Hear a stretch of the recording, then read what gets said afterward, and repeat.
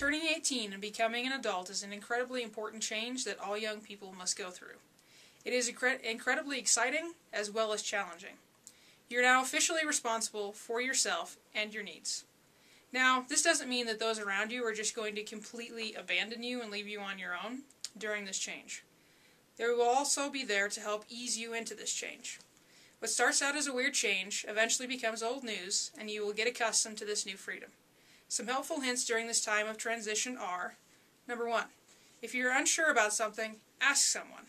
Many times you'll have something happen that you just are unsure of. For example, if a bill comes and you don't understand it, ask your parent or guardian. Number 2, if something will help you ease you into this transition, ask someone about it or talk to your parent or guardian. They will always be there, willing to help you as you begin to go out on your own.